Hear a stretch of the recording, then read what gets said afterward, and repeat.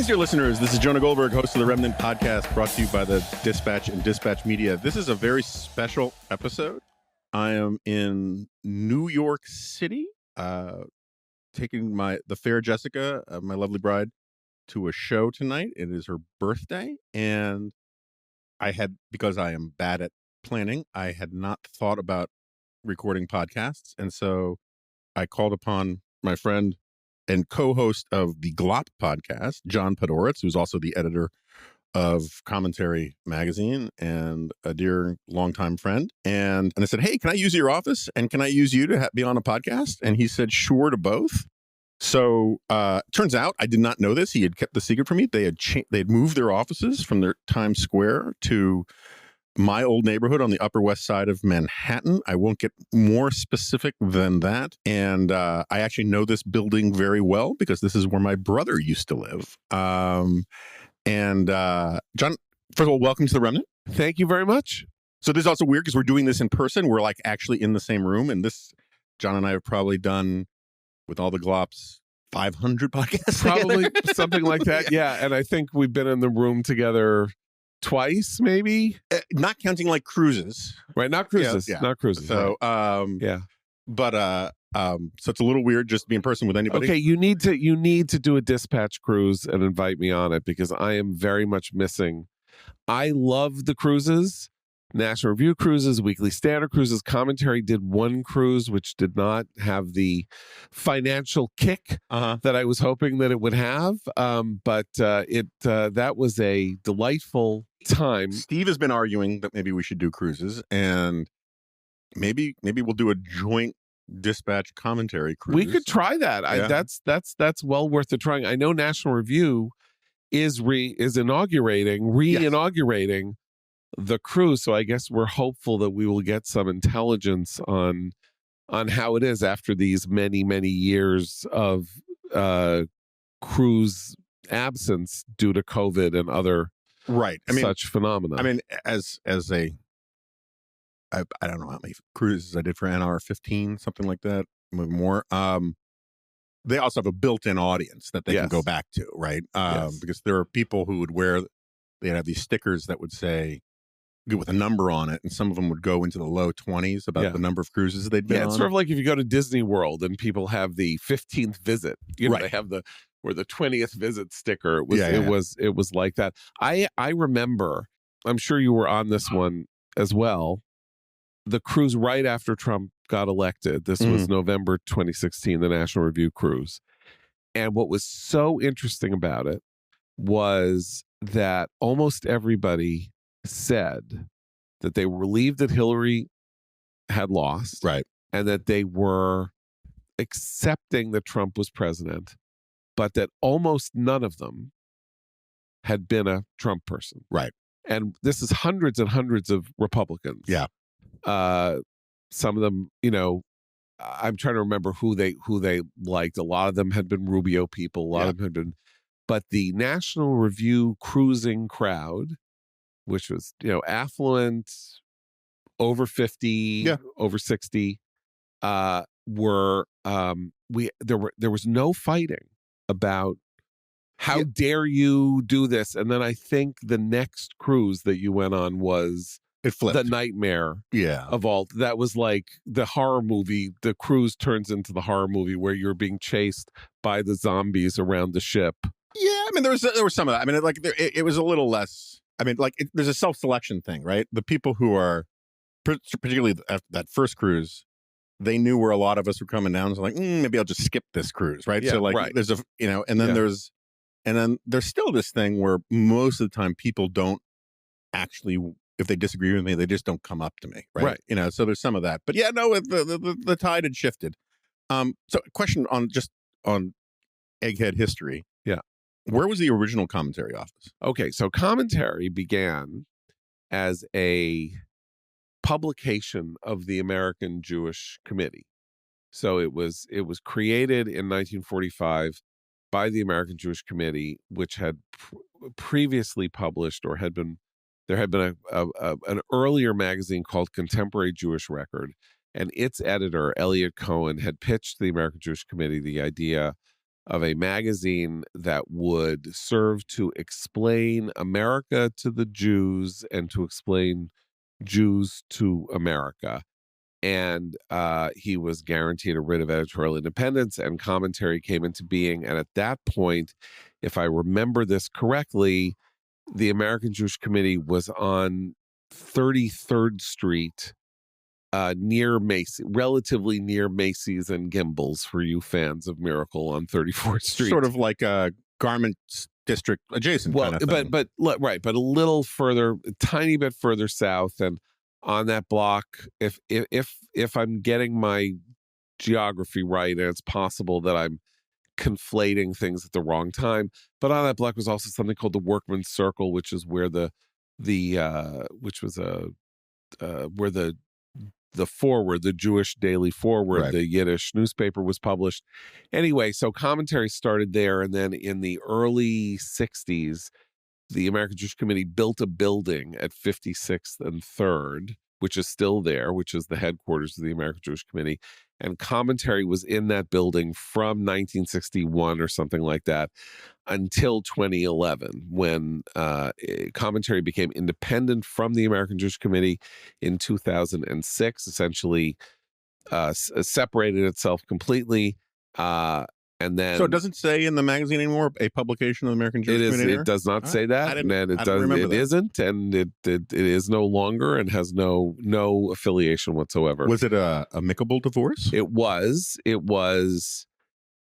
logistically, the AJC and Commentary had ideologically and in various other ways become an uneasy fit, and then there were questions about how, because for many decades, the American Jewish Committee supported Commentary completely, which is to say that, as you know, as someone who works on publications, so you run publications at a deficit, and then the deficit has to be made up, so you're whole at the end of the year.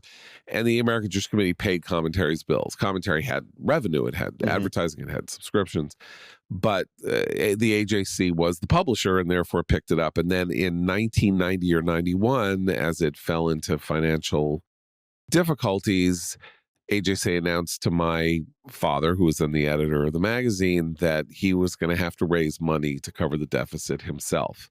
And thus started a new era in which Commentary had to then seek out donors and things like that.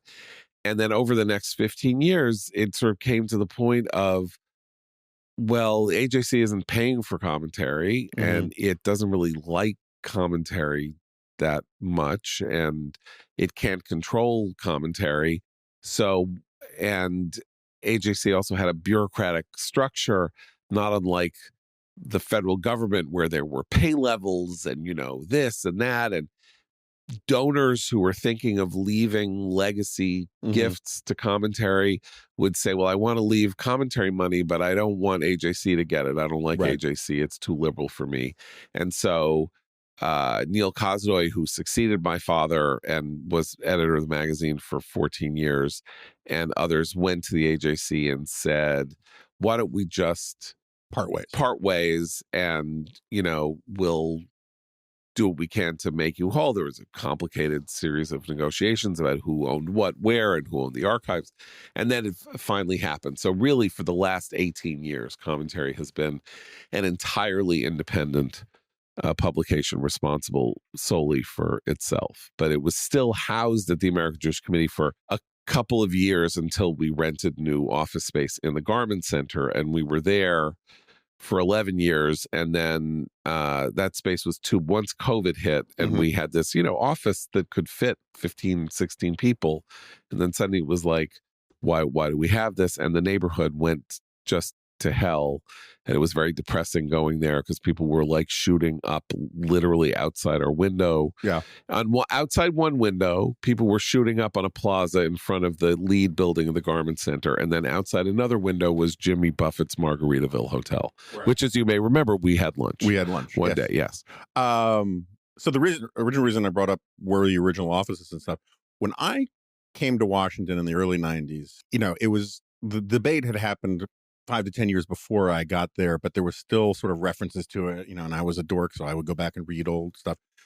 There was much agita and and Sturm und Drang among the egghead set about how all of these famous intellectual journals had moved to Washington, right? The Atlantic left Boston, New Republic left New York, Public Interest left New York. The New Republic had always been in Washington. Had it? Okay, something else left New York. Public Interest, National Interest. Public Interest, National Interest, but there was something else I could swear. Yeah. The American Spectator moved to Washington. I mean, there was a lot of it, right? And you guys, I mean, The Nation is still here, I guess. Yes, The Nation is still here. Harper's is still here.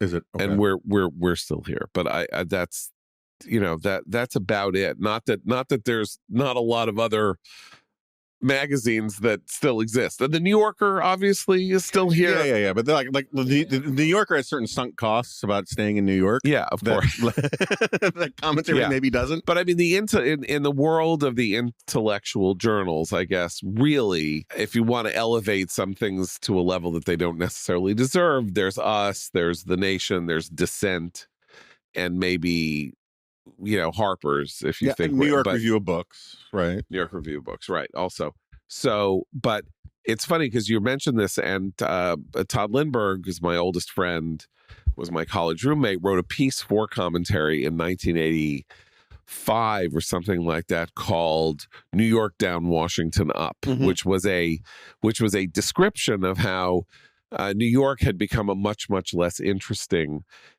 place to be a young intellectual, and that Washington, in part because of the ferment of the Reagan administration, and if you were a conservative, but also in general because New York had become weirdly sclerotic. If you lived here in the 80s and you went to a party, what everybody talked about was real estate prices. Right.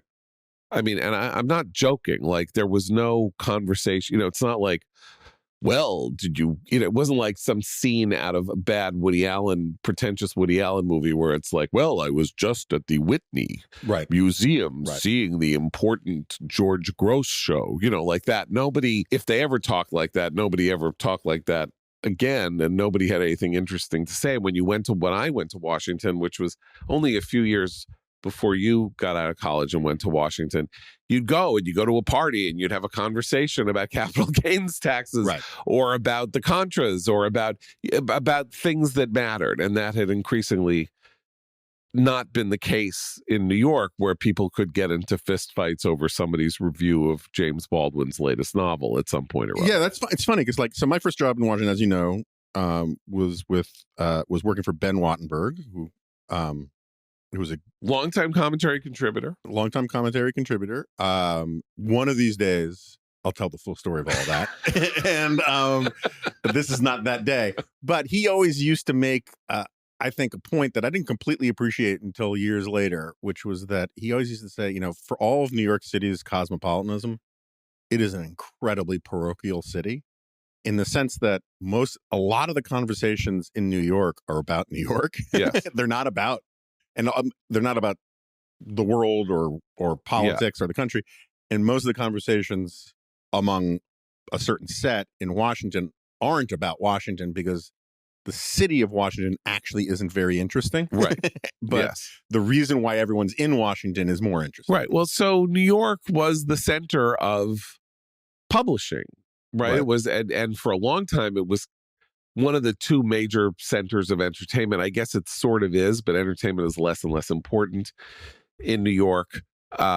So you had this kind of intersection of book publishing, newspaper and magazine publishing, and theater and television, and the center of news and Wall Street. But news, like the New York Times, the news magazines, all three networks and all of that. And so it was just the sheer density of people who trafficked in ideas broadly understood.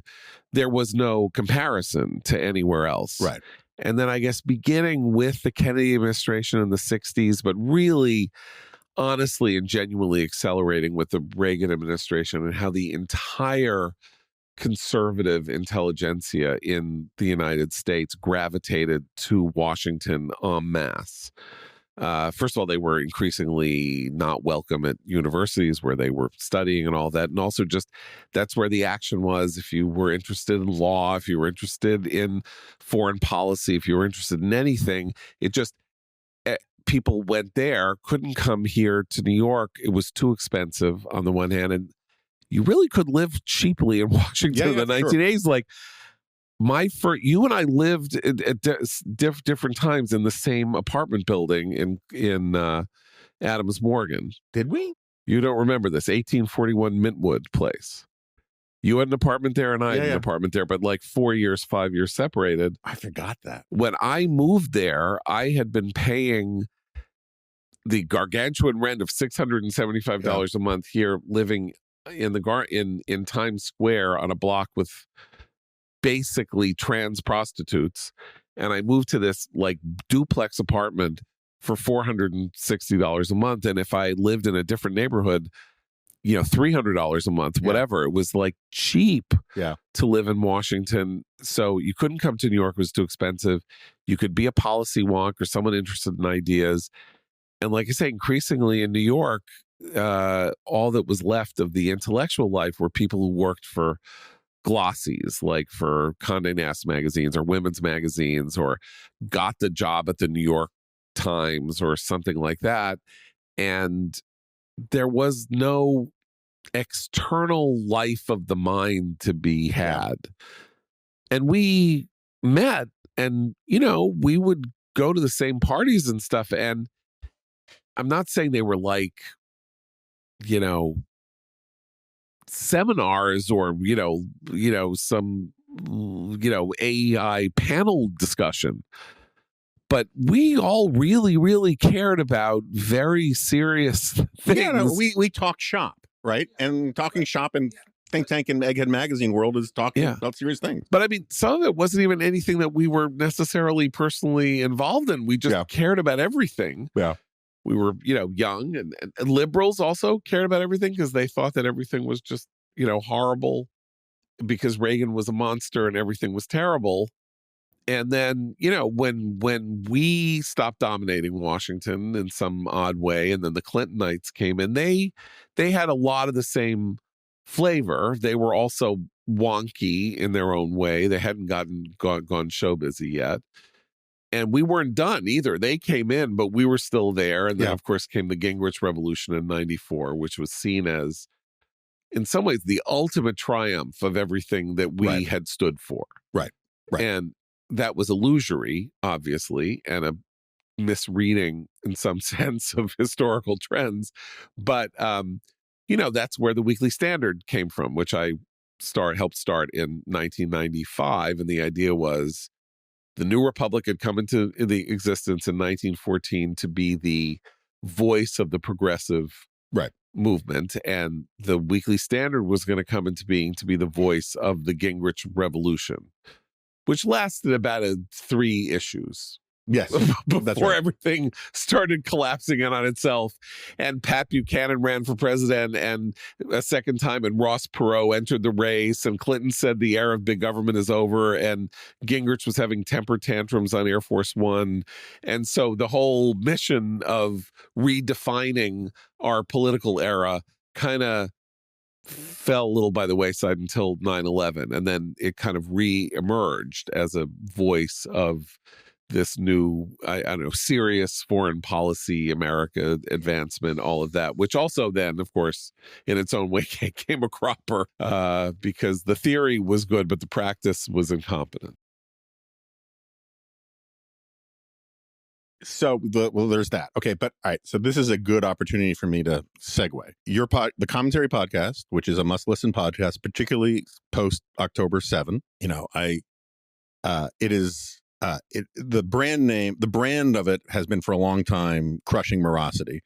And now I think you finally got some Madison Avenue work on there, where you finally came up with a better slogan, and it's credited to Abe Greenwald, and it's actually worse than that. It's worse than that. Yeah. Right.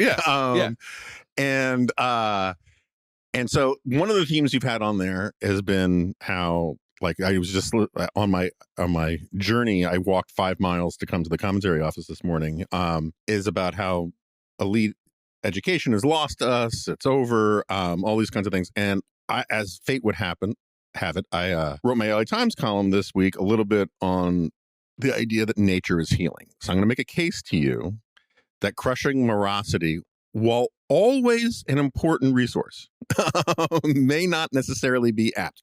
So bunch of elite schools recently have said, that idea post George Floyd and all of that of getting rid of SATs, we're done with that. And they're bringing back SATs, right? Because it turns out that the kind of students they were bringing in weren't up to snuff. That's a sign that nature's healing. MIT announced over the weekend that they are going to abandon the practice, which was outrageous and causing huge problems for them, of mandatory diversity statements in hiring of faculty. That's a sign that nature is healing. I've been one of the places where I did, just to tie it back to the Weekly Standard for a second, one of the places where I disagreed with the Weekly Standard, and the reason I met my wife is because of a piece I wrote criticizing a line of argument in the Weekly Standard, which was, there was this whole thing, this triumphalism on the right in the 1990s that said we could build all our own institutions. We don't need to take back any of these institutions. They're all corrupt. Let's build our, we can make new Harvards and new television networks and all this kind of stuff. And my argument was, no, these are our, like Hillsdale was great, that's fine, but it's more useful to have more conservatives at Harvard than to have 5 more Hillsdales, right? The reason I bring that up is now we're seeing, Robbie George's model at Princeton is being replicated a bunch of places. I visited the Hamilton Center down in University of Florida, which is run by Ben Sass, who I think you have to agree has been showing a kind of leadership in higher education that has been sorely missing. And those guys, what they're doing there is incredibly ambitious. If I had another college-bound kid in the pipeline, I would think really hard about sending them there, even if they got into all the Ivies. It's very impressive. It's not that it's right-wing or even explicitly conservative, but it's actually doubling down on the kind of education that we've said for 30 years, 50 years, conservatives, that America should embrace. There are versions of that kind of thing going on in Arizona and a whole bunch of other places. The public polling is generally on the side of the police and the people who sent in the police against these encampments. And my point here is not to say everything's going great, right? Or that we've passed, or the wokeness is dead. My point is to say that the line of thinking, which is to say everything is lost, that we have to give up on the rules. This is why we need strong, we have to learn what time it is and have radical strongman politics. That is a kind of despair. And the reality is that things are never going to proceed in a straight line in a positive direction or in a negative direction from the present moment. And there are green shoots out there. So what say you? Well, I'm thrilled to be given this optimistic reading by the author of Suicide of the West. Yeah, well, because I think, if I'm worse than you, mm-hmm.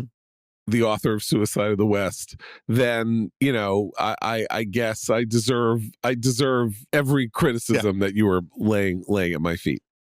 I too believe that nature is healing, mm-hmm. and I do not think that our national project is finished. But I believe that these green shoots are existing in a very large and a very dark forest. Yeah. Okay. And so this is the work of a generation or 2 generations, let's say, to, sort of encourage the growth of more green shoots and mm-hmm. the creation of new. Also, a lot of people are, I think the story's a little overhyped, but there's been like real evidence that a lot of kids and families are sending their kids south. Right.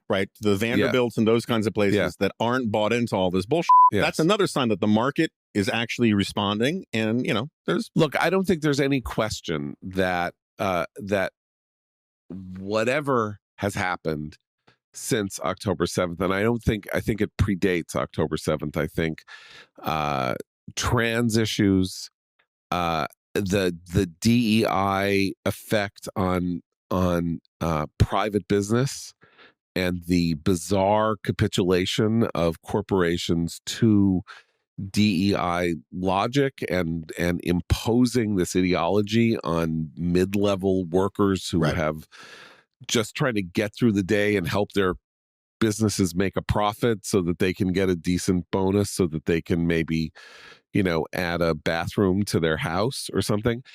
All this radical advance of radical ideas that are way out of any mainstream thinking has caused a retrenchment or a kind of counter revolutionary mood in places that is entirely divorced from this question of whether or not Trump will win the presidency or whether we need strong men or something like that. It is rather almost the opposite, which is that it's sort of like the revolution of common sense, or like, you are now telling me that boys are girls, and I'm sorry, that's where the rubber meets. That's where we are hitting a brick wall with me. Boys are boys, girls are girls. Everyone has known this since people can. And then there are a very, very, very tiny number of people who have other or more complex orientations, but they make up an infinitesimal share of the population, and we cannot reorient American or world society to their aims. And all of that I find heartening, in the sense that it's like the phrase that I often use that I borrowed from Mugatu and Zoolander, right? Which is, am I taking crazy pills? Right. And you're like, you're not taking crazy pills. Everybody is pretty much in agreement with you who isn't, a lunatic on Twitter or some kind of crazy politician elected from an 85% Democratic district in the middle of a city or something like that. At the same time, everything is terrible. Like, so, and when I say everything is terrible, I mean, so we know that polling says that if you ask Americans, did they support Israel or did they support Hamas, the number is somewhere between 70 and 80% support Israel. Mm-hmm. So first of all, the Hamas number is too high. Sure. Because 1% should support Hamas or something like that. But we know that. But one of the two major political parties in the United States does not seem to be taking that fact into account as it confronts the political realities of the present moment. And I take that very seriously. This is the larger of the two parties, or historically is the larger of the two parties. And it has a president who seems very worried about upholding the most basic standard, which is like murderous, psychotic, slaughtering, terrorist group that hates America and wants to destroy the only functioning democracy in the Middle East, versus the only functioning democracy in the Middle East that is, an American ally and models itself on America in many ways and is ideologically compatible as a kind of idea experiment made flesh. And he's like, I don't know. I mean, they're going a little too far there, and like that. And when you look at that and you think, I mean, he's not just a college president. He got 81 million votes in 2020, and his political antennae are telling him, I need to play footsie with these other guys because they're going to lose me Michigan, or young people really feel very passionately about this. I don't think any of that is actually true. I think it's a misapprehension of reality, and that White Houses and politicians can be very stupid and make very stupid choices. And this is a big thing. And I think Biden has proven himself not only senile, but pretty politically stupid over the last 3 years and making some pretty bad choices. And he's at 38% in the polls for a reason. And it's not like the press is convincing people that he's a bad guy. And it unnerves me greatly that he has essentially decided to side not with the jackals necessarily, but with also this weird combination of kind of simpering liberal surrender to the jackals, which is part of the, they have free speech and all this, and they care so passionately about Gaza, and it's very heart sick. It's war. There's people are I mean, people are being killed. People are being killed out there, Jonah. I don't know if you know that. Yeah, and, Israel's throwing Al Jazeera out. How dare Israel throw Al Jazeera out? Well, let's, what about, China? What about China and its treatment of the press? Is anyone protesting on a college campus about China? Not that I see. Where is there an actual genocide going on the planet Earth? In China. Against the Uyghurs. Is anybody like staging a protest about the Uyghurs? No. So let me dissect some of that. So on the one hand, it is entirely appropriate sitting here in Commentary's headquarters with John Podhoretz amidst what is a epical, outrageous screw up of how to handle relations with Israel in the wake of a terrorist attack that really almost has no precedent in modern history, right? I mean, it's a weird mix of modernity and pogrom, right? In a way that we've never seen before. For you to reject some of my my top line premise by pointing at what's going on with Israel and to say everything is terrible.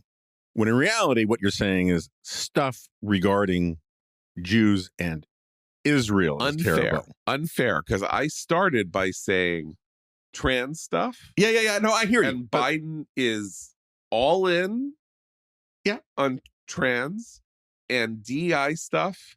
And Biden is all in on DEI regimes, as far as I can tell. And I think that's where the green shoots started. Mm-hmm. And so it's not just his relation to Israel that I find unnerving. Yeah, okay. Fair. I find the notion that the second Catholic president of the United States finds it impossible to say that a boy is a boy and a girl is a girl, let alone saying things that serious Catholics, I believe, not that I'm not going to say what a Catholic should think, but you have a sense. Papal doctrine about abortion. Okay, so Catholic Democrats no longer follow the Rome party line on abortion, but like marriage, everything,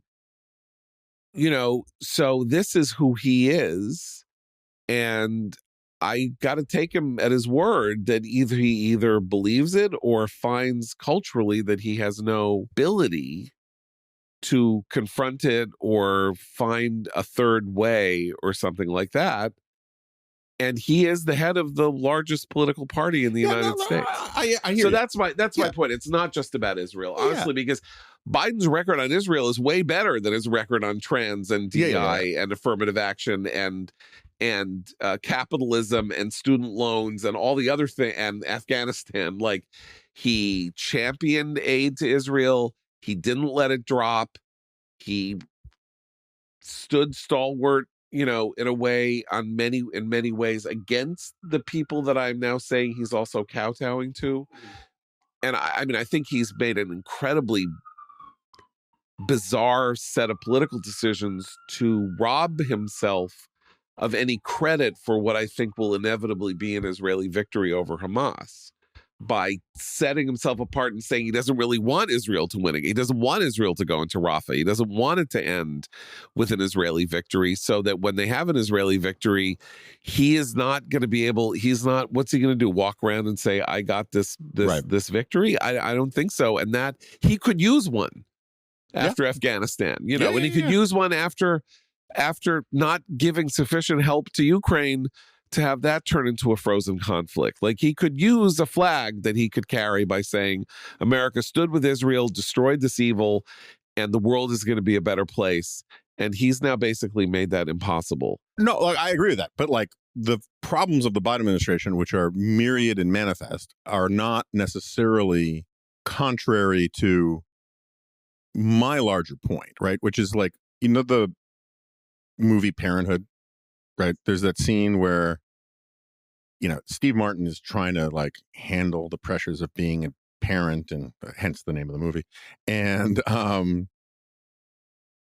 it's a little too didactic and on the nose, but there's sort of this, spoiler alert, it's a 30-year-old movie, but like, there's this scene where he's on a roller coaster and he's all tensed up and his sphincter's a knot, And then all of a sudden, it dawns on him to realize this is it. This is what parenthood is. It's just a friggin' roller coaster, right?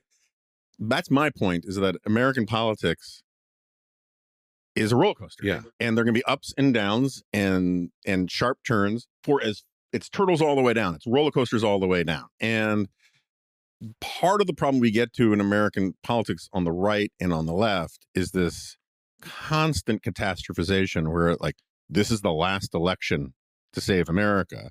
When you said earlier that it's a multi-generation fight to take back these institutions, they're all multi-generation fights. I mean, it was a multi-generation fight to get anti-Semitism out of universities, and now it's back, so it's going to be a multi-generation fight again. I totally agree with you, and if I take a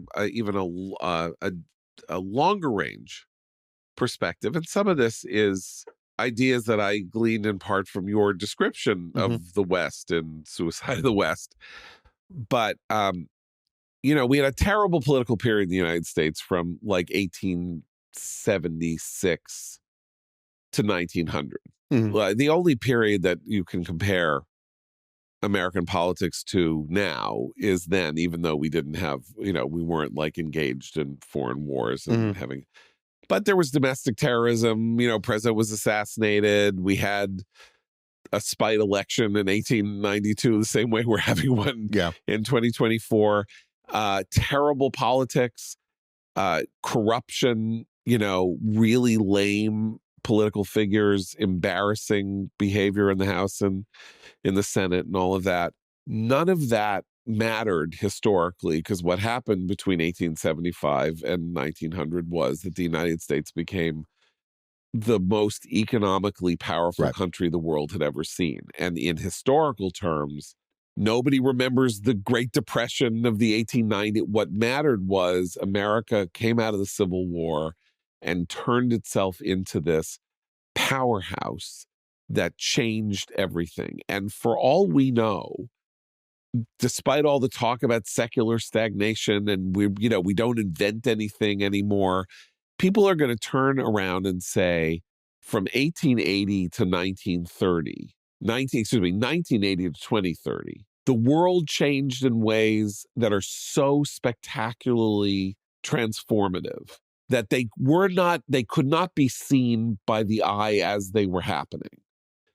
I mean, if you take your story, right, which is that the growth of the world economy is flat till 1800 and then turns into an entirely other thing. Right. People lived on $3 a day for 2,000 years. 200,000 years. Right. Yeah. Okay. So what if the story of our time is that the age of digital, whatever you want to call it, AI, CRISPR, and everything we're worried about, by the way, attention, phones, depression. How is all of that not maybe a version of the incredible dislocation of British life with the Industrial Revolution, the move into the cities, the change from an agrarian to a factory culture that like immiserated a generation of people who, although they made a lot more money, they also got a lot sicker. They got diseases. They had industrial accidents. All that stuff that created Marxism and all of that. Maybe that's what Jonathan Haidt is talking about. Like we're moving into a new way of relating to each other through digital means, and the opening gambits are horrible. Like they're terrible, and there's no rules. It's not a bad analogy. Yeah. Okay, so I do think that 100 years from now, people will look back and say, my God, look what they lived through. Like, it's not just that they started going into space on these private craft that these billionaires started building, which is no different from Cornelius Vanderbilt maybe building the railroads in the 1860s, 70s, or Lindbergh 80s. Crossing the Atlantic. All of that stuff.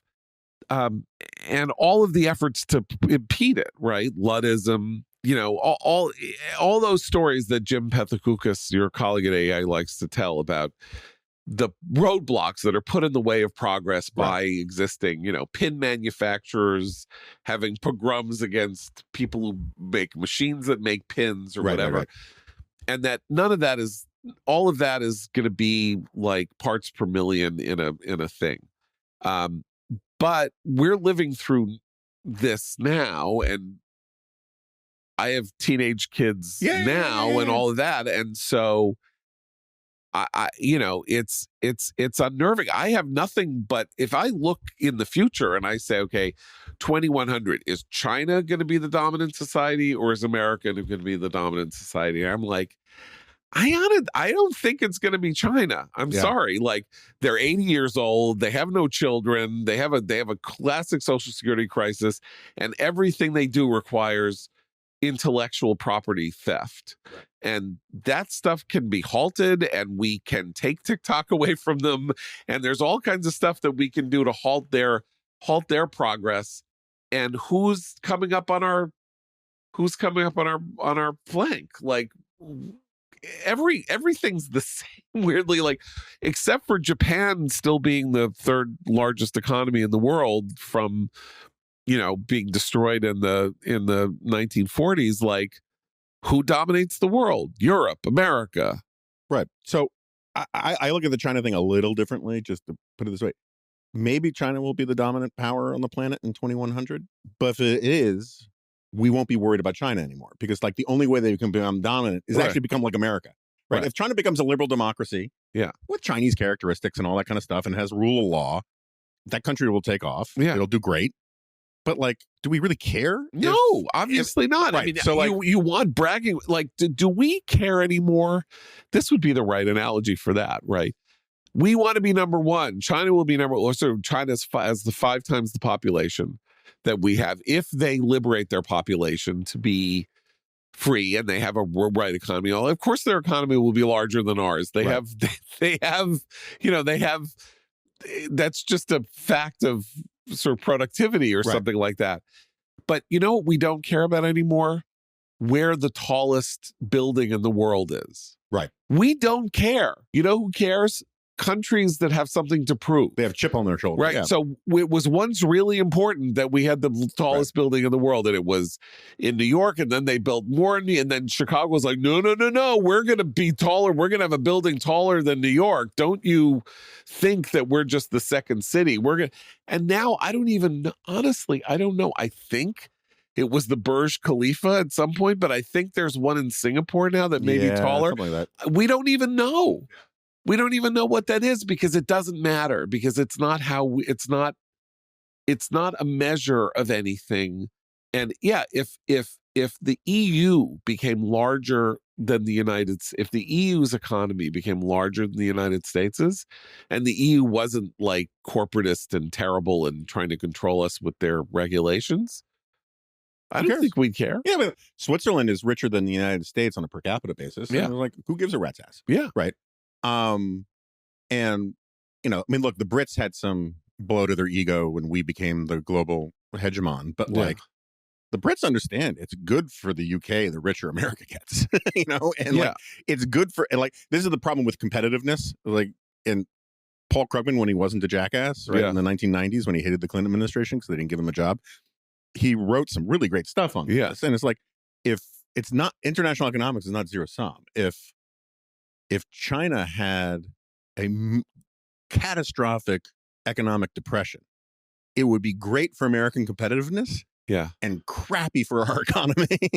Look, zero sum is the most important mental fallacy that the world has. And I have always attributed Trump's economic confusion, which I think is confusion, to the fact that he is fundamentally a zero-sum thinker, and that I know why he is a zero-sum thinker, and it has to do with the city that we're now sitting in. He is a real estate developer in New York. Manhattan is an island. Right. So Manhattan doesn't get any bigger, ever. Either you get that lot or I get that lot. That's it. Yeah. There have been lots in New York, 42nd Street, when they redeveloped Times Square. There were 4 major lots. And he didn't get any of them. And he spent years trying to get them. Then he had this idea for these buildings along the river between 59th and 72nd Street. And it was his idea, and it was a smart idea, and he didn't really get them. He got them kind of a little bit, but he mostly had to sell them off because he got broke. And so his idea is, it's either you or me, right? And economies macroeconomies are additive, right? They don't replace. It's why worrying about things like the trade deficit is a fallacy. But it's deep within him because it's the nature of his own personal experience. And that somebody is playing games, somebody's bribing the right person whom I'm not bribing, somebody is doing thus and such, using secret methods to get control of things. And when I run the show, I can't stop that because that's human nature. I'm just going to rearrange it so that we get all the best things, and So this is terrible economics. It's awful. It's a misunderstanding. Again, I then encourage people, the 3 listeners of The Remnant who at least have not bought Suicide of the West, though they should also then read it. But you got the prioritization correct. Yeah, buy it first and then read it. Is like, the whole point about the transformation of the West is this change in understanding that taking your chicken and handing it to somebody and getting milk in exchange is an inefficient way to allocate and use your capital. That if you can make it symbolic, again, like these great books, John Steele Gordon's Empire of Wealth and T.J. Stiles' biography of Cornelius Vanderbilt. These are portraits of how Americans underwent a revolution in consciousness about things and symbols, right? So Andrew Jackson, the most important populist politician before Donald Trump, could not understand currency. Mm-hmm. He was a very smart person. He was educated and literate. He wasn't just a Yahoo. And, he was a great general. He could not get it into his head that a piece of paper could stand in for a physical object that you were trading with somebody else. And therefore, he hated banks, and he hated the idea of a national bank, and he hated everything like that. And when Americans grokked this, that's when the economy exploded in the United States. And that's the story in John Steele Gordon's Empire of Wealth. And when Cornelius Vanderbilt and the people who built the trains and all that started realizing that you could raise capital with debt. I don't even understand this stuff now, but I understand it theoretically. When they realized that there were ways to raise money where you could borrow it, pay it back, and if you did it right, you would make money, your creditors would make money, everybody would make money, and then you would be left with a public resource that everybody could use. That was just like an entirely new way of thinking about the world. And I think we have not yet figured out how the digital consciousness of things is going to change us for the better. I think we see a lot of ways in which it is changing us for the worse, but there's no way it's only for the worse. Right. And obviously being able to learn anything you need to know in 5 seconds is something immensely for the better, right? Yes. So let's just change subjects for just 2 seconds. I haven't read it yet, but you were telling me about a piece in Politico. Jack Schaefer has this thing about the loss of journalistic swagger, that journalists are no longer, crusading, buccaneering, right? Death-defying Hemingway, or Orwell and Spanish Civil War types, right? That kind of thing. And so we started talking about this before we started recording about how some of this is probably, whether it's wokeness or like the takeover of a lot of journalism with sort of a more, I'm not trying to make this sexist, but there is a cultural difference, sort of a more feminine vibe kind of thing and all that kind of stuff. And it got me thinking, I just finally saw Civil War, which I was really worried when I first saw the previews, like there's going to be some bad cosplay because of this. And it turned out that it didn't lend itself to that very well. People forget the second KKK was basically a cult to a movie. It was incepted by Birth of a Nation. Right. Yeah. And like the KKK was basically dead until that movie. And like making a movie. It's like although they were pro KKK. D.W. Griffith was pro KKK. It's a little like how Scarface created the Miami drug pin culture. Yeah. They all built houses that looked like Tony. It's supposed to be a cautionary tale about how this will destroy you. And they're all like, "Man, I want that house." Or like in the Sopranos, where like they keep saying, it's back to the movie again, because like the Godfather was so like dominant in their heads. But first of all, you saw the movie, I assume. Yeah, Civil War. Yeah. What did you think of it? I didn't think. I thought it was a zombie.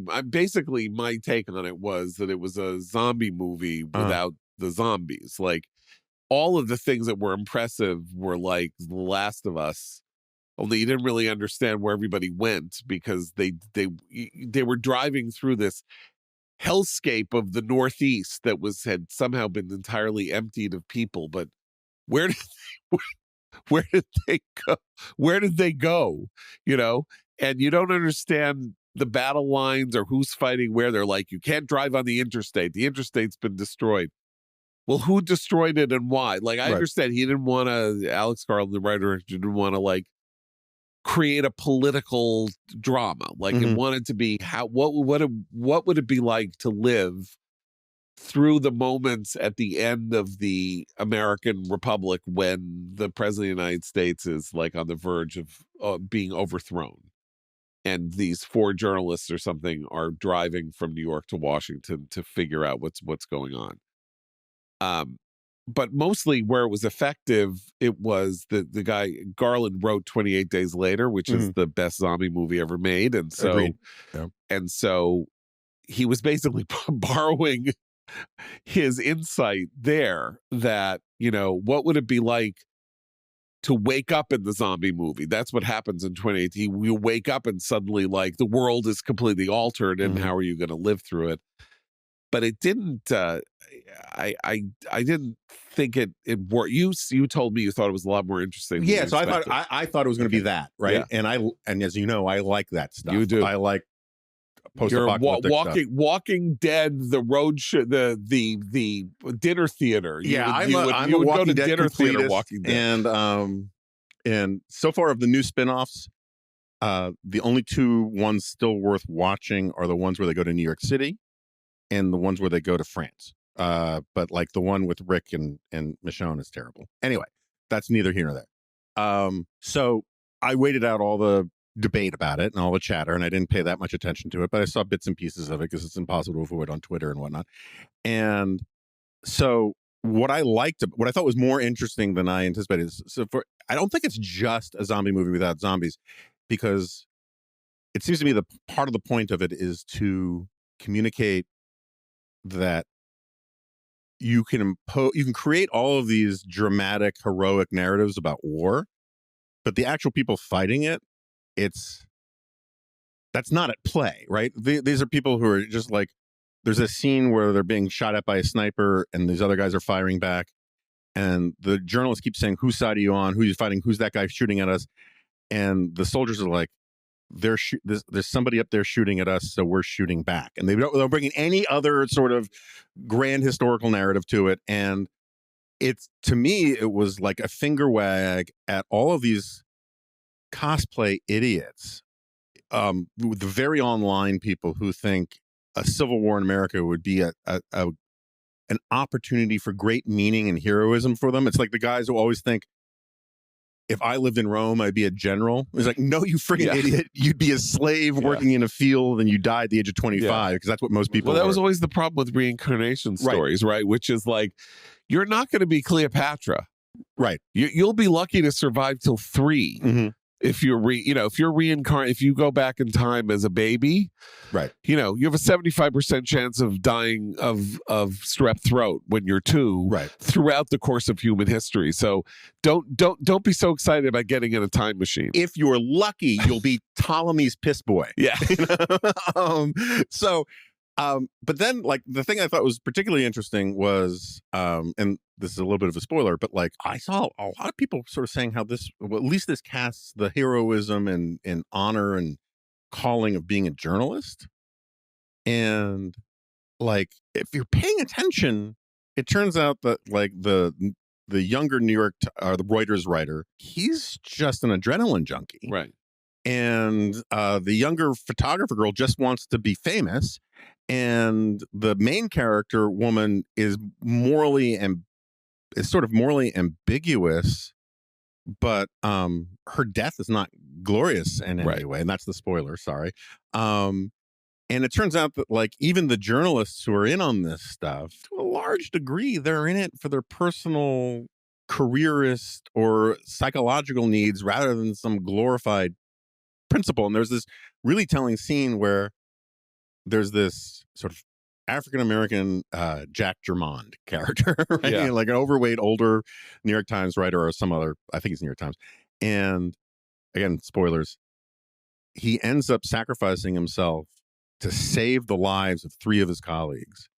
And the adrenaline junkie guy is like, this was terrible. This guy died for nothing that matters. Yeah. You know, because like clearly what he wants to be is, you know, the war correspondent whose name goes down in glory kind of thing. And so to me, it was a pretty good sort of testimony about the futility and horror of war when the war is for no good reason. So I hate to tell you this because it's going to cause you to question all of the things that you just said. Mm-hmm. But you know who agrees with you in every particular? Sonny Bunch. Oh, so no. you are. So oh, I'm no. sorry. You have just delivered an endorsement of the Sonny Bunch view of Civil War. Sonny, a wonderful guy, good friend of mine, former staffer at the Standard, now the movie critic of the Bulwark, and a host of his own 2 podcasts about the movies and all of that. And Sonny, uniquely famous for having absolutely terrible opinions on Twitter. So on many things. So I'm just saying. Well, that's all right. That now causes a reappraisal. Stop clock can be right twice a day, and Sonny Bunch can be right about Civil War. I mean, I'm sure he liked The Godfather, right? That doesn't mean I have to stop liking right, exactly. Okay, so but here's what's interesting about connecting this to, because you mentioned the Jack Schaefer piece on the loss of swagger. So Alex Garland is the son of a British newspaper cartoonist, and he grew up in Britain in the 90s and 2000s, in and around raffish London journalists. I've read interviews with him of the sort, and this is part of what Schaefer is talking about. There was a culture in journalism, in English language journalism, of sociopathic hijinks, where from the time I started in 1982 at Time Magazine through my experiences at the Washington Times and the New York Post and other places, there were these guys who would show up. They worked for you, and then they would show up, and they had been in Kabul, or they had been in somewhere in Pakistan or something. And the whole point of it was, they had stories to tell. Right. They were in a brothel, and it came in, and then they had to, defend the hooker from the John or whatever. And they would tell everybody would sit around, they would hard drinking, hard loving, hard everything. Best version of this character is Jimmy Stewart in his leg cast in Rear Window, who keeps telling Grace Kelly, like, we can't get married. I'm going to be out there in the field and, no shower for a month. And that's what I am. And she's like, what, you think I don't? Whatever. Then she shows her medal because she investigates this murder that he can't investigate. Also, the most implausible thing in the world is when Grace Kelly wants to marry you, saying no. I know. Well, I mean, that is the sexiest performance on film, in my opinion. Anyway, but there's a whole thing. There's that type, and then there's the kind of like sociopathic city hall reporter who says, let me tell you something. When I was 18 and I was working for the City News Bureau in Chicago, and kid got killed, and the parents wouldn't let me in the house to get a photo, and I climbed through I opened the rear window, I climbed in, and I stole the photo from the photo album, and that's how we had the picture, god damn it. And that's that.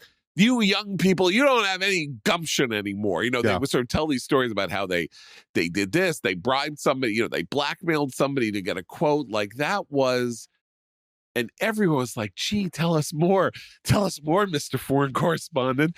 This is so exciting. And like, you thought, my God, I mean, these people are crazy, but they're amazing. And that was ultimately my boss at the Washington Times, Arnold Borgrov, who literally half the things he said to you were total psychopathic, pathological lies.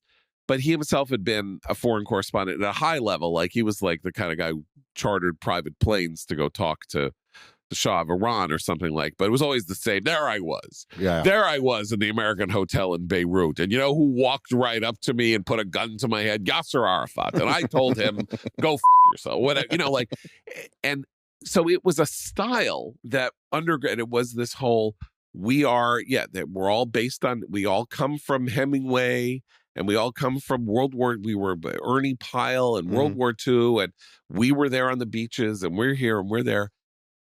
And there has been a total wimpification of American. Now, that's all it's all mythologizing, and half of them were crazy, and I'm not saying, and they're all drunks. And they were, oh my God. I mean, the late Steve Dunleavy, the most famous tabloid reporter of his time, the guy who is credited with bringing down the Berlin Wall because he was working for a current affair. He was with the New York Post. He was working for that tabloid show, Current Affair, and everyone was demonstrating at the wall. And according to Maury Povich, who was the host of the show, Dunleavy said, hey, let's go to a hardware store and get a pickaxe. And they go to some hardware store in West Berlin and get a pickaxe and start hacking at the wall.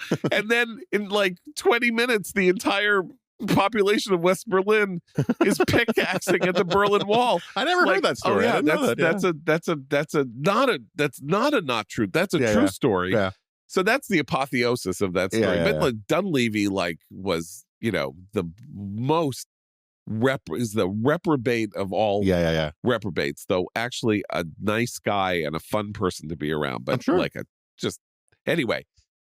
And now everybody is just a wimp. Like, I mean, who is the wimpiest Jeffrey Goldberg, the wimpiest person runs the Atlantic, right? He also was in, he's been to war zones and all of that. Like, one person says Kevin Williamson makes her feel unsafe, courts Kevin for 2 months, this and that. Kevin doesn't even start, and he gets fired by Jeff Goldberg, who is a pussy. I mean, you could bleep that out if you want to. Like, that's who rises to the top of the greasy pole in American journalism. Now, maybe he had to do it because Mrs. Jobs, the feminization of everything, owns the Atlantic and wasn't going to have Kevin saying that, someone who does an abortion maybe should be put to death, which should be understood as a joke by most people, but obviously not by her, because she, whatever. So I'm just saying, like, I have a couple theories, right? Because I'm okay. On this podcast, we are enemies of all monocausal explanations. I remember being on a panel years ago where there was a woman who was longtime editor who moved into sort of management at the Washington Post. And she said she had noticed this amazing change in young applicants for internships and entry-level things, where the classic question for decades in interviewing for young journalists was, you're at your desk and all of a sudden you hear fire engines going by and you look out the window and you see a fire and you smell smoke. What do you do? And the answer for generations was grab your notebook and go chase the fire engines and cover the fire, right? And she noticed in the early 2000s, people would start saying, well, the first thing I do is check Drudge. And so I think internet culture is part of it. Yeah. Is like, and then I also think, Ernie Pyle, for those who don't know, was a legendary war correspondent. Actually, my dad, he worked for the company my dad worked for decades. And those guys, there were several generations of reporters who were blue collar people, didn't go to college, didn't go to grad school, right? And the elitification of journalism, where like you go to grad school, you come out and you understand you're going to take a haircut compared to becoming an investment banker, but you basically think you should be getting paid like doctors and lawyers' wages as a journalist. It's not new, but it's recent, and I think that plays into some of this stuff. So I got out of college in 1982, middle of a recession. And I have to tell you that the world of you're going to go to Wall Street and make $1 million by the time you're 25 had not emerged yet. People where I went to the University of Chicago, people study economics because they wanted to go into business, but it wasn't like, got to get to Wall Street, because if you could just get yourself into Lehman Brothers or something like that, or Drexel Lambert, like, you'll be there, you'll be making deals, you'll make $1 million, you'll be rich by the time you're 25. Wall Street was at 700 or whatever. It had like the economy of the world from biblical times to 1800, it had barely moved in 40 years. And because the computer productivity revolution hadn't kicked in yet. All sorts of things hadn't happened yet, including the Reagan tax cuts hadn't happened yet, which I think were the main engine of what happened there. But I bring this up only to say that when I was getting out of college, it was not the high prestige, you got to go to Wall Street. It was, maybe you could be Woodward and Bernstein. Yeah. Like, that was actually, oh my God, you got a job at the book, it's like, or I'm going to go work at the Springfield, Illinois newspaper for a year, and then I'm going to see if I can get a job on a major newspaper or something like that. And that was high status. That you could not get higher status than wanting to be a serious reporter. You worked on the school newspaper, and then you did this, and then you did that, and then you were going to be somebody in this world, because as recently as 8 years earlier, 2 journalists have been credited with bringing down a presidency. And very shortly after, all of those calculations started to flip on their head. Everyone got rich on Wall Street, and people from Harvard started going to LA to write for TV. Yeah. And then you got $1 million for writing on TV, and you were from Harvard. It was, oh, you're from Harvard. I'll get you staffed on a show. Simpsons and all that. Yeah. Anyway, but I'm just saying that there was a time when, the working class journalist, right? The guy who didn't go to college, and they were the ones who were, this is a job. I could be in a coal mine, or I could climb through a window and steal the photo from the album of the kid who just died in the fire. And you know what? This is easier. It's actually easier to climb in the window. You ask me, the hardest thing in the world would be to climb in somebody's window, so you'd get caught, you'd be embarrassed or something like that. You get over that. And of course, I could go to graduate school. Yeah. No, I'm just saying, like these calculations are a lot different. One of the great stories is Ringo. Somebody said to Ringo Starr, "My God, it must be so hard being on the road, and you're on the road, and you have to." Play the drum, you're not at home and all of that. You must miss your family and all that. And he said, beats working for a living. And what did he mean? He meant, I could have been in a coal mine. Yeah. Not, I could have just been, he meant like the world that I came from, you didn't have a lot of choices. And I just read Patrick Stewart's memoir. Patrick Stewart comes from a rural place in England, where they barely speak an English that is coherent. If you and I would have had a conversation with them, he was like one of 13 children. He was like, I don't know. His father, well, not one of 13, but his father was incredibly cruel to him, and they did very manual labor. Like the fact that he somehow got interested in acting and got kicked up into this world of acting was an unbelievable bit of good fortune, because he would have ended up living in this small town for the rest of his life, drinking himself sick and beating his wife and all of that. Richard Burton, another story like that. Again, one of 13 children. Some guy comes along and says, you have a beautiful voice. You should come with me and you'll learn how to be an actor. Would have been a coal miner. So that's America also, that the professionalization of things. But there's also, just listen to this talk, were you one of the people on the cover of that New York Times magazine? I was not on the cover of the New York Times that James Atlas wrote about the young conservatives. I was not on the cover, but I was. You were mentioning the piece because you were part of that group, right? So you're like, who was on the cover? Laura Ingram, with her leopard print skirt, and Lisa Schifrin. I can't remember who. That we were all so shot for listeners very, this is 1995. I'm actually there are very few things I get to actually take credit for, but one of them is the concept of conservatives in the mist. And I was the first one to write about this, and now it's just become sort of a cliche, but there's a whole genre of reporting in mainstream media of covering conservatives, particularly campus conservatives, like your Jane Goodall explaining gorillas to people. Look at them; they're so like us. These creatures, yes, right? And the New York Times did this piece. I think Adam Bello was on the cover. Adam Bello was on the cover. So you're about a decade, give or take, older than me, and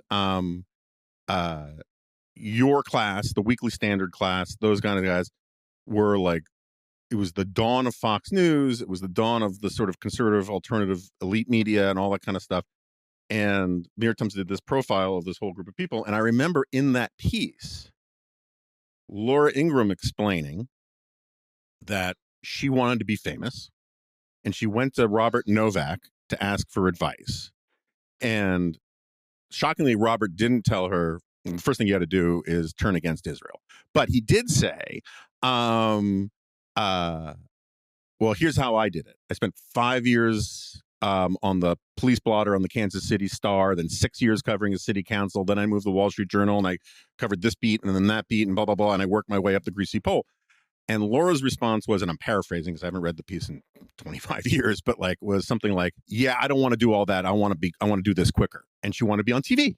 And there's a whole generation, we both know them, of people who value being on TV more than almost anything else. And that plays into the loss of swagger thing too, because you're actually not going out in the world and doing stuff.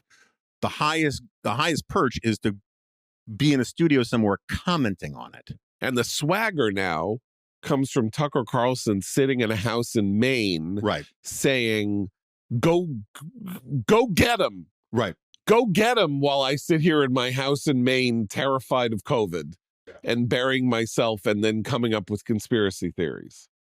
Tucker, a very good example of this. I, as you know, hired Tucker as one of the first staffers at the Weekly Standard, and he became a sensation as a magazine journalist. Like he was good, incredibly talented, and everybody, this was a weird moment at which people were looking to places like the Weekly Standard and others to find young talent to move into the mainstream. And, you know, Tom Brokaw actually was cultivating Laura Ingraham at some point and like getting her on MSNBC when it just started and all kinds of stuff like that.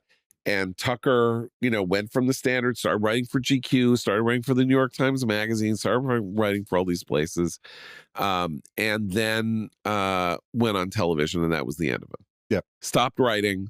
He flattened. I mean, we used to say about some of the people that we knew at the Standard who got into TV fast. And I was on TV I was on reliable sources on CNN when I was at the Standard. But, you know, I never made a major go of television because I could never, in my sense, I could never properly represent a side. I'm too idiosyncratic, and I'm not like I'm not going to read the talking points that they want people to read. Yep. So never quite happened for me in that way. But that people who really were good at it and did it a lot and then went on speed, whatever, that they often flattened. Like they became a two-dimensional version of themselves because that is what was selling. And that's what TV does. And that's also what they wanted. What they wanted was, and I don't want to I sound like most people are ambitious and want fame and want money and want to live. And so this was what got them there. And so the world of being less the person that you are on TV, they wanted to be the person that they were on TV. And Tucker is the perfect example of somebody who is now spent 15 years trying to figure out how to be successful on TV, went to 4 different networks, and then he found it. He found it with that show when O'Reilly lost his show. Yeah. And he flattened and flattened and flattened and flattened. And now he is, I don't know what he is. He is like Zog in the you know, in the Phantom Zone as a sort of two-dimensional flat, you know, a sphere. Like you can't be a flat sphere, but whatever it is. I mean, he is, and now talking about how there are demons and 9/11 was an inside job, and right. Well, so part of that, Jews have done everything but terrible. Part of that is the thing that TV does to people is, and like I say this, I've been on contract with CNN for 5 years in the early 2000s, and then, or 4 years, and then with Fox for like 11, 12 years. But so, I'm not trying to say I'm too good for TV. I need the money, but like the more you care about TV, the more you get captured by your fans, right? You end up, it's so performative that you end up leaning into the person that your audience wants you to be. And, which is fun as an entertainment medium, but it also is at odds with sort of intellectual honesty and journalistic integrity. Okay, so we are both, of course, deeply annoyed by the show Lost, right? Yes, profound Lost. Okay, so I once had a conversation with a friend of mine who, not Rob, who is a TV producer and produced several dramatic shows. Mm-hmm. And I said to him in the middle of the run of Lost, I said, Michael, are you watching Lost? And he said, I haven't really had a chance to start, but I'm gonna, and I was like, it's weird because like episode by episode, TV has never been better than this. Like it's just at a level that almost nothing has ever reached. But they keep expanding out the mystery. It's like they have, and then they throw out another line and another line and another line. And I'm like, don't they want to solve? It's like a mystery show. Don't they want to solve the mystery? And he said, look, you spent all your life like searching for success, and you hit a show like this, and it captures. It's like lightning in a bottle. Everyone's talking about it. It's a sensation. Everything is like people are going crazy over it, and you suddenly have a connection to a large audience you've never had, and a world that you have never even, thought you wanted to get to, but you really didn't know what it was going to be like when you got there, and then you're there, and you want to stay there. What are they like? Mysteries. What are you going to do? Give them more. Yeah. Give them more. Don't solve the one you have. Make new ones. Right. Because that's what they like and that's what they want. And Lost, of course, then created 89 plot lines that it did not, literally, someone counted them. There are 89 unresolved plot lines on Lost when Lost ended after 6 seasons. Because they did what their audience wanted. And then at some point, they got lost. They lost themselves because they didn't know how to land the plane. They didn't know how to put it all together. Because when they said, let's do this, it wasn't like, well, the explanation for that we're going to have in 4 more episodes is that guy killed him. Right. They didn't do that. And that's also part of the same story, which is, if you're Tucker Carlson and you need to give people the populist line, it's like being a junk. Like after a while, that populist line isn't outrageous enough. You need to. No, it's like Alex Jones and Benny Johnson. These guys is like 1 week it's gay frogs, another week it's whatever, and they don't care if they contradict themselves. It's like the best example of this in terms of like Tucker stuff is January 6th were cosplaying Antifa. No, January 6th was the FBI. No, January 6th are heroes and they were patriots trying to save America. It's like you can say all these things if you don't care about consistency, and it doesn't matter if they contradict each other from one moment to another, because you're just giving the audience what it wants in the moment. But this is where we are failures. You and I and everybody like us are failures because they're right and we're wrong, and they're right. What did Trump prove as a politician? You don't need to be consistent. You can say anything. Yeah. You can say anything. So I don't know. Like this mystery will be solved in 2 weeks. The whole notion that when I worked very briefly as a speechwriter in the White House, 6 months, I worked for Reagan as a speechwriter, and it was the end of his administration. So there was 8 years of policy. And, we wrote these speeches and they were fact-checked to within an inch of their lives, because the idea was, this is a definitive statement by the President of the United States. You can't get things wrong. This is history being made. You have to get things right. Don't get a date wrong. Don't get a quote wrong. Don't get a nuance or inference wrong. Don't do anything like it. And it all had to harmonize with previous policy, because then people would say, oh, he said this, but in 1982 he said that, and all of that. And it was meticulous work based on an understanding that this was a very, very serious thing that we were doing. That the President of the United States' official words were very important, and that just like you wouldn't want a surgeon not stitching you with, the most meticulous care in case something went wrong, this was the way it was. And that's gone. Yeah. Goodbye. Presidents say anything, they lie. Biden lies, Trump lies. I mean, I know politicians lie, but I'm not even talking about lying here. I mean, just like getting elementary facts right and having a through line about who you are and what you stand for and everything that is consistent from day one to the last day. And maybe Reagan was wrong. Maybe all of that was just kind of like, it was a delusion that this was necessary because people would not respect you or not take you seriously if you didn't do it this way. And Trump basically came along and said, screw all that. And look where he is. He's like potentially on the verge of winning another term. But I mean, that's like, that it also could just mean that those things used to matter and they don't anymore, rather than they never mattered. Right. Right. But then the question, then you go through the everything is terrible and crushing morosity, because if we were better then than we are now, then we're going in the wrong direction. Yeah, fair. But there's a lot of ruin in a nation, and there's a lot of ruin in a podcast, and I think we should probably end it there. So John Podhoretz, I feel like this is weird because we're sitting here sort of relaxed in, on the Upper West Side,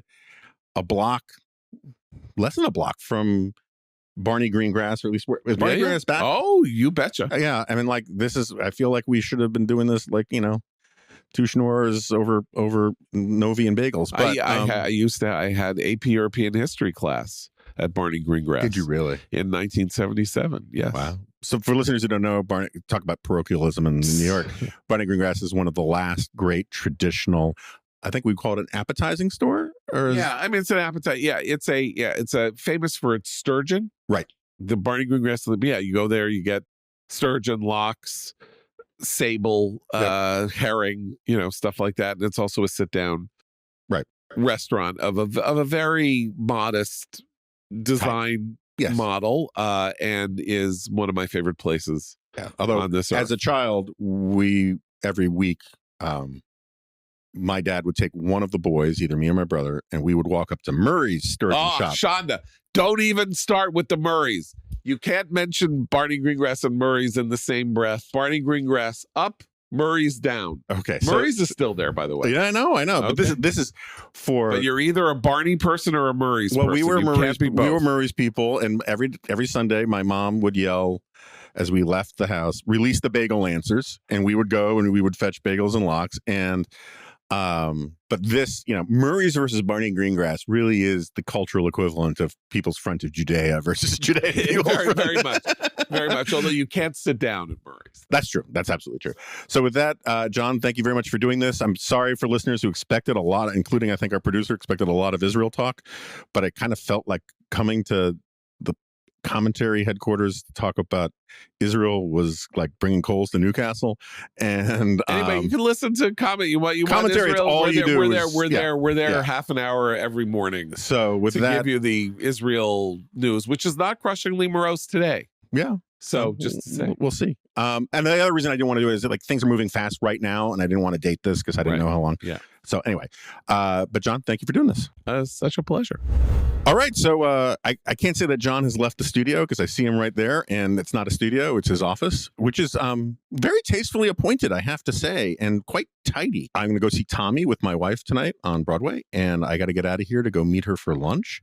I don't know what we're going to do about the second episode this week. Either we're going to record it late, or I'm going to find a sub, just because of the logistics of getting out of New York and all that. And I got a bunch of meetings and conference call things I got to do. And there will be a solo this week. And thanks again to John and Adam for coming all the way out here from his home in the hinterlands of the greater New York metropolitan area. And other than that, I'll see you next time. No, you won't. This is a podcast.